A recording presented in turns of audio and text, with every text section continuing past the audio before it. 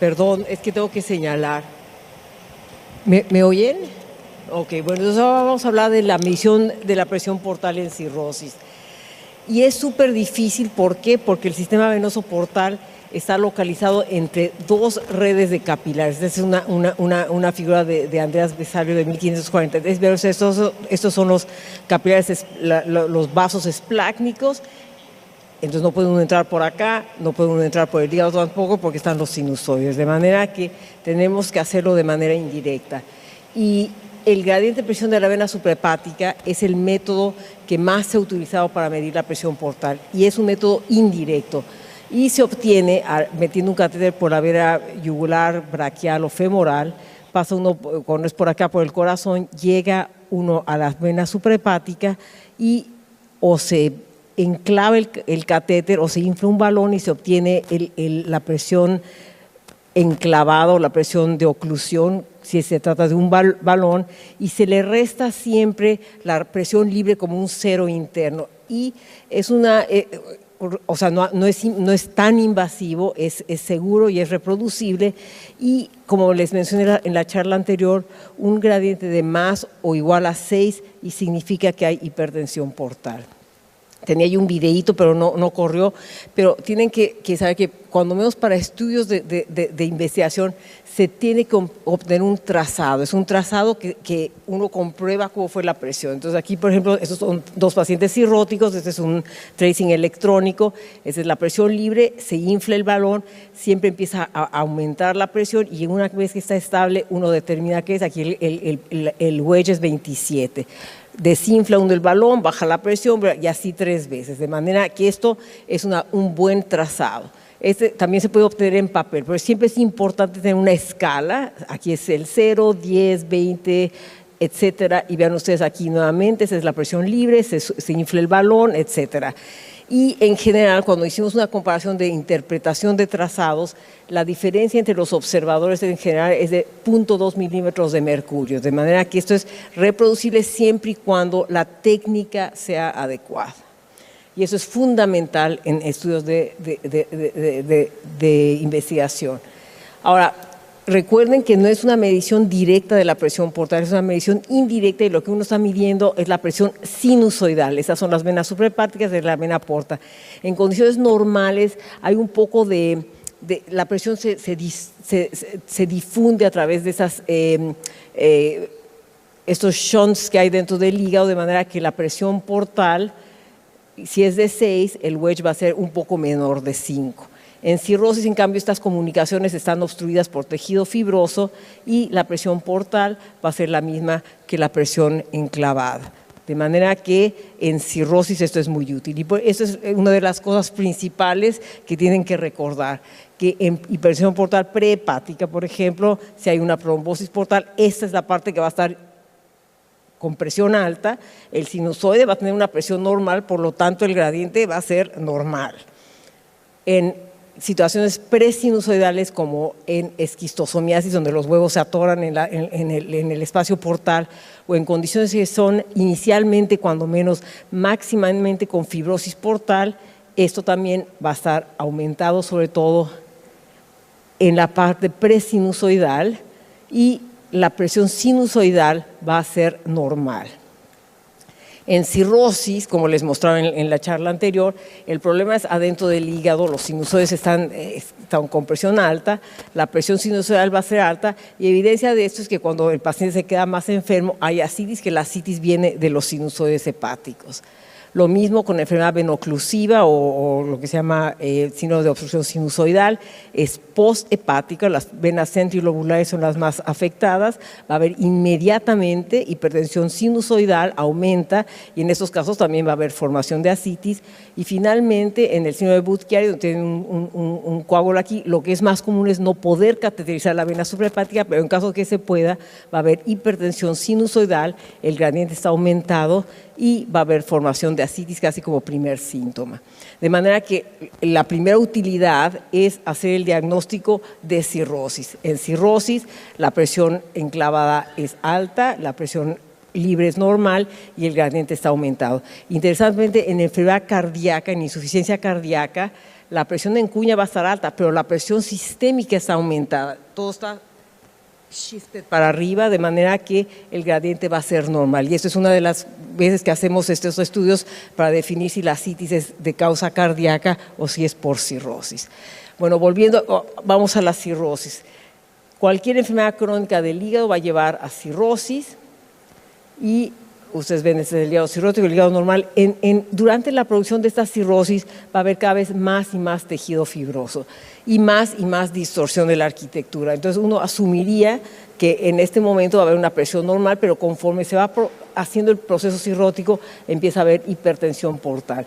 Y de hecho este es un estudio en pacientes con hepatitis C post-trasplante, en el que vean ustedes, esos son los estadios de fibrosis, 1, 2 y 3 eran no cirróticos, y vean ustedes que había una correlación muy buena entre el gradiente de presión de la vena suprahepática y el estadio de la fibrosis hepática. Sin embargo, ustedes dirán, bueno, ¿qué pasó con este paciente que ya tenía 12 con estadio 0 de fibrosis, o estos pacientes que eran estadio 1 y sin embargo tenían una presión alta? Y cuando esta es la presión normal, ¿qué pasó con estos pacientes? Y en estos pacientes que se supone que no tenían cirrosis histológicamente, estos pacientes en 2 a 3 años todos habían desarrollado ya descompensación, ya sea citis o encefalopatía, es decir, la biopsia había sido errónea y el gradiente fue mejor para diagnosticar cirrosis. De hecho, un gradiente de más o igual a 6 es más útil que una biopsia hepática en el diagnóstico de cirrosis. Entonces, en estos momentos, por ejemplo, cuando tenemos dificultad con hacer el diagnóstico de cirrosis en pacientes con NASH, que hay veces que es muy difícil, lo que hacemos es, más que hacer una biopsia percutánea, hacemos una biopsia transyugular y al mismo tiempo hacemos medición de presiones. En pacientes con hepatitis C, con alcohol y con hepatitis de alcohol, la correlación es muy buena entre la presión portal medida directamente y el gradiente de presión. Vean ustedes que el coeficiente de correlación es buenísimo. En NASH asumimos que es más o menos lo mismo y estamos adquiriendo muchos datos ahora de estudios clínicos para confirmar que cuando menos nos permite diagnosticar cirrosis. Ahora, como les mencionaba, tenemos 2 estadios. Ya les mencioné que lo principal es la hipertensión portal clínicamente significativa, y los estudios que han llegado a esta conclusión, todas han utilizado el gradiente de presión de la vena suprahepática. Y nuevamente les repito, los pacientes con hipertensión portal leve tienen 6 a menos de 10 y los pacientes con hipertensión portal clínicamente significativa tienen más o igual a 10. Nuevamente, este estudio muestra que todos los pacientes, y la pregunta es, clínicamente, ¿vamos a hacer estas mediciones para determinar quién tiene hipertensión portal clínicamente significativa o no? Y la respuesta es no. Hemos aprendido a través de los años que es difícil hacer estas mediciones, que se necesita una experiencia particular y que por lo tanto uno tiene que encontrar métodos no invasivos de hacer la medición. Bueno, entonces, si uno, como les decía en la práctica anterior, si todos los pacientes con varices tienen cuando menos 12, si ustedes hacen una endoscopía, que la deben de hacer en los pacientes con cirrosis, el paciente tiene varices, por definición este paciente tiene hipertensión portal clínicamente significativa. De hecho, en el último BAMENO lo que concluimos también es que si uno tiene colaterales en la resonancia magnética o en la tomografía, esto también es indicativo de que el paciente tiene hipertensión portal clínicamente significativa. Y más aún, es un estudio del doctor Abrales, que está aquí en el público, hizo un homograma en el que hay 3 factores. La rigidez hepática medida por FibroScan, la cuenta plaquetaria y el diámetro del vaso. Con estos 3 uno puede decidir si el paciente, la probabilidad de que este paciente tenga hipertensión portal clínicamente significativa. De hecho, en BAMENO se había dicho que si el paciente tiene una rigidez hepática de más de 20 a 25, es probable que tenga hipertensión portal clínicamente significativa, pero esto es más accurate, digamos. De manera que hay métodos no invasivos para hacer el diagnóstico de hipertensión portal clínicamente significativa. Sin embargo, lo que nos importa también mucho, cuando menos en investigación, es determinar los decrementos en el gradiente de presión, los cambios en el gradiente. Y en el paciente compensado lo que nos importa saber es si bajando la presión uno puede prevenir descompensación. Y esto es un metaanálisis que acabamos de completar en el que vemos que todos eran pacientes compensados que no habían sangrado de varices. Y vean ustedes que cuando este es el metaanálisis, al final la reducción en descompensación, 70% de reducción teníamos en pacientes que eran respondedores a beta bloqueadores, es decir, pacientes que habían bajado la presión portal debajo de un cierto umbral. Y esto era significativa y esto es demostrativo de que el mecanismo de reducción de la presión portal lleva a una disminución en la descompensación. Aún más, el paciente descompensado, en el paciente compensado el objetivo principal es prevenir descompensación, en el paciente descompensado el objetivo principal es prevenir muerte y en esos pacientes sería importante demostrar que un decremento en la presión portal lleva a este outcome favorable. Y nuevamente ese es el mismo metaanálisis, estos todos son pacientes con ascitis que habían sangrado de varices y vean ustedes que esto es mortalidad o trasplante. Y era significativamente menor en el paciente que estaba tomando beta blockers, que eran respondedores hemodinámicos, es decir, que había bajado la presión portal. Nuevamente demostración de que uno puede hacer estos cambios. Sin embargo, y este es un paper que nos aceptaron ayer, estamos muy orgullosos, es un position paper donde se delinean cómo deben ser los estudios clínicos y cuáles son los targets para el tratamiento de la hipertensión portal. Y en cuanto al gradiente de presión de la vena suprahepática, concluimos que es fundamental que esto se mida en los estudios que son proof of concept, en los que decimos tenemos una droga que en animales baja la presión portal, ahora lo tenemos que confirmar en humanos. Y la única manera de hacerlo es medir el gradiente de presión de la vena suprahepática. No es totalmente necesario en estudios de fase 3, si ya en la fase 2 se confirmó que esto baja la presión portal.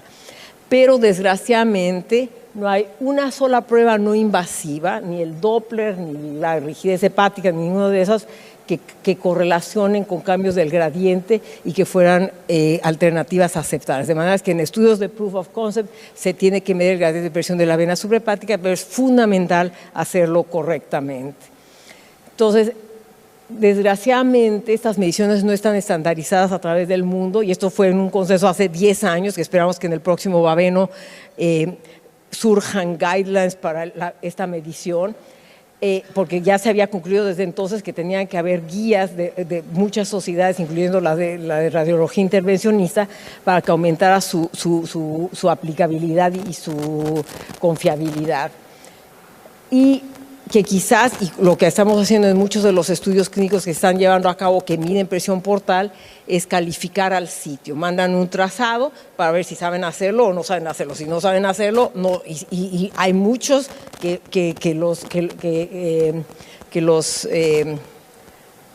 les rechazamos sus tracing. De manera que, y para terminar, el gradiente de presión de la vena suprahepática es una herramienta muy útil en el diagnóstico y en el monitoreo del paciente con cirrosis. Es el elemento más importante para estratificar a los pacientes con cirrosis compensada y porque las reducciones en el gradiente se asocian con outcomes que son de mejoría en cirrosis.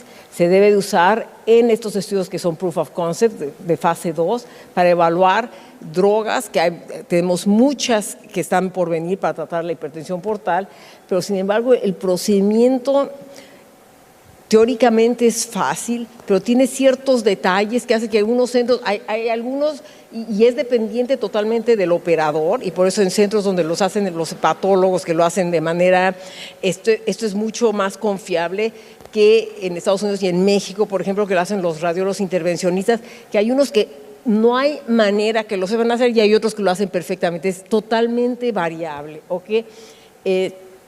Y requiere una atención al detalle y requiere que uno tenga trazados que sean buenos.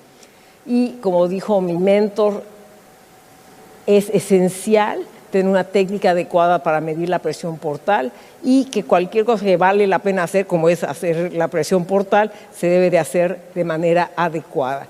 Y es mejor que ni se metan en medir el grado de presión portal que a medirla incorrectamente. Me llegan un montón de pacientes que me dicen, este paciente tiene eso, y no tiene ningún sentido. Entonces es mejor rechazar esto y no hacerle caso a la medición si esta no está bien hecha. Muchas gracias por su atención.